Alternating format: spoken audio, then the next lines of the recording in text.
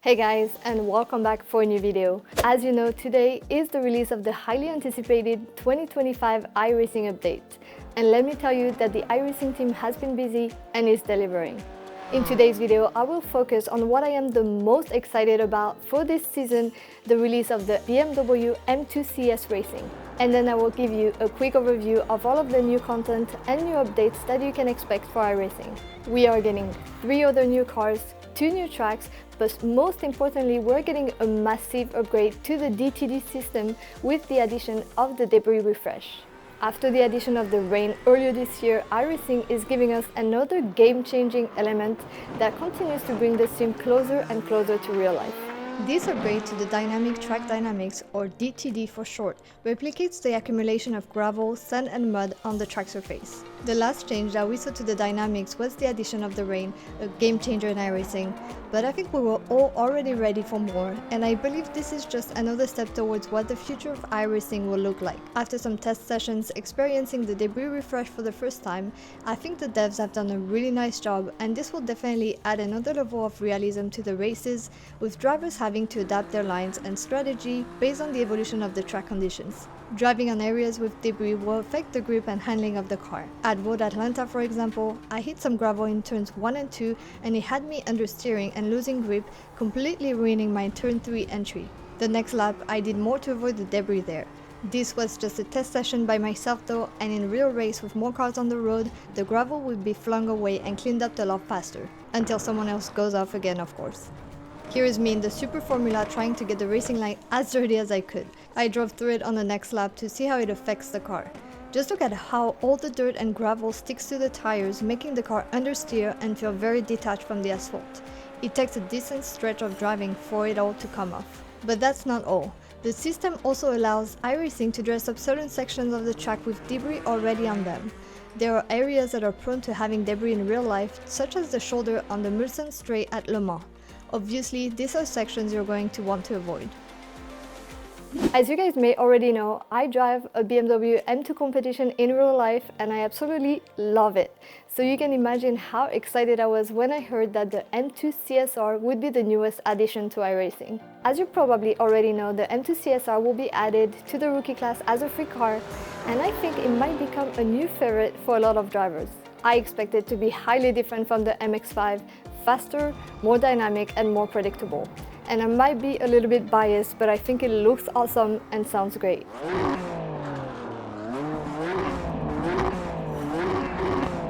The M2 CS Racing has the 3-liter twin-turbo inline-6 S55 engine, the same as you will find in the M2 Comp and the M3 M4 platform. It delivers 365 horsepower and 46 feet-pound of torque. It's a 7-speed dual-clutch transmission. It's fairly small and weighs just above 1500 kilos, which makes it very nimble. It's fast, responsive, and feels planted on the track. While I have been having a lot of fun with the MX-5, I think the M2 CSR will be the perfect next step for me, and I almost wish that it was a Class D car because I think it might be a step ahead of the GR86. I'll definitely do a video in the future to see how the M2 CSR compares to the MX-5, so if you don't want to miss it, make sure that you subscribe to the channel and hit that notification bell button. But for now, let's jump into the sim and see how the M2 CSR handles in iRacing. Okay, so I am about to take the M2 CSR on the track for the first time. Can't wait to see what this thing is all about. I am wondering how different or how similar it will be from my M2 Comp.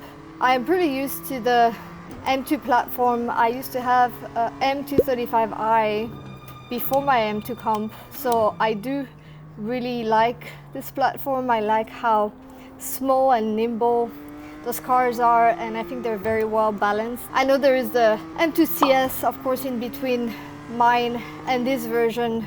This is the track-oriented one, but I think they're going to be pretty similar. I expect that the feeling is going to be similar. And one of the first things that I notice actually is the brakes making so much noise, and it's funny because it is a known thing for the M2 platform. My car does make a lot of noise as well. I will have to get used to the car and get new braking markers for the track, of course. as it is different from a MX-5, so I'll need a few laps to kind of get used to it, but I really wanted to give my very first impressions of the car, and so far so good. I really like the feeling of it, and of course it is closer to my driving style. The MX-5, I really had never driven an MX-5 in my life before iRacing, so it was really a learning curve. It took a lot of time to get used to it. It's a pretty tricky car, and I think this one will be maybe a little bit easier for new drivers, new iRacers to get used to. It's a little bit more forgiving maybe.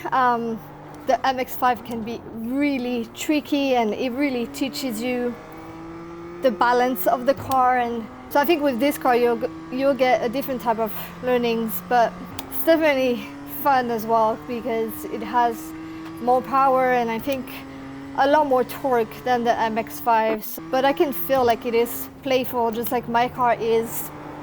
I think you can easily lose control, but as long as you are gentle with, you know, the acceleration, take it easy, it feels really good. I really like it. I really like how fast the shifts are. They're really, really fast. And the car feels very precise. The handling is so good. So yeah, so far I really enjoy it, and I have to say, at least compared to my car, it is very close. It feels very accurate for an M2 platform. Honestly, I think people will really have a lot of fun with this car, regardless of if they are MX-5 fans or MX-5 haters. It's so tiny, it's so nimble, it's playful and light on the steering. The brakes are really strong and confidence-inspiring, and the handling is precise and predictable. You know exactly where you're going to position the car. You just have enough power to have fun, but not enough for it to be a handful. I think it's going to be a great option for those that kind of want to fast track to the GT4 and the GT3 series. So in case you couldn't tell already, I am having a blast with this car. I absolutely love it already, and I cannot wait to just get to learn it more and try it in race conditions as well. But I think they really nailed it. I think it's a great car, great addition for iRacing, along with, of course, the new track dynamics. But there are other things, of course, that were added for this new 2025 season. So let's take a look at the other new cars and the new tracks. First up, the addition of the Ferrari 499P LMH. It's the first Le Mans hypercar in iRacing, and they definitely did it right. It was developed with the input of drivers and of the development team in Maranello. It's a 3-liter V6 hybrid engine that delivers 607 horsepower, and it looks absolutely phenomenal. They are also adding the Gen 3 Chevrolet Camaro and Ford Mustang Supercars, replacing the previous Gen 2. This generation has reduced downforce and 600 horsepower V8 engines. And last but not least, the Acura NSX GT3 Evo 22 is added to the GT3 and Endurance series. It has a 3.5-liter DOHC twin turbocharged V6 that delivers 520 horsepower. It will be the 10th GT3 car in the Endurance series.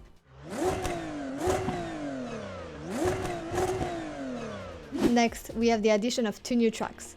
Thruxton Circuit is a 3.79 km track in Hampshire known as the fastest circuit of the UK. Cars have reached speeds of over 190 miles per hour, although that was done in Damon Hill's 1993 Formula 1 car. The landscape reminds me of Silverstone, and just like Silverstone, it too was originally built as an airfield during World War II. iRacing added a fully drivable airstrip that can be accessed during testing. I took out the new NSX GT3 Evo for some testing and quickly fell in love. Let's do a hot lap and see what it's all about. Using the baseline setup, the first one can be taken flat out. Try to avoid the inside curb here as it will unsettle the car and force you to go wide on exit. We're still flat out through this left-hand bend before approaching the circuit's most technical section, Campbell, Cobb and Seagrave, 3 turns which compose an extended chicane. If your suspension allows, taking advantage of the green curb here can shave off a lot of time. The exit out of Seagrave is full throttle in this car and then begins to run towards Noble, yet another turn that can be taken flat in a GT3. I was aiming for a bank dip in the middle of the apex that helped pull the car in. Then it's the tricky right-hand sweeper of Goodwood, which requires a decent lift before getting back on power for the run down to Church, probably the scariest corner on the track. I move to the left to set it up, aim for the curb at the apex and just hope I can make the corner without lifting, which I barely do.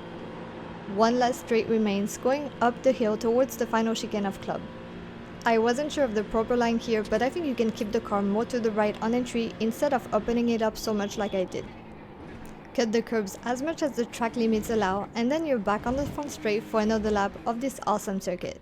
The other new track is Huset Speedway, a 0.6 km located in Brandon, South Dakota. It's a low-banked oval track for dirt racing fans. 2025 will see a lot of enhancements to the tire model too, and GTP and LMP2 drivers will get a test of that here in Season 1, and soon after it will be introduced to oval cars, including the NASCAR Cup.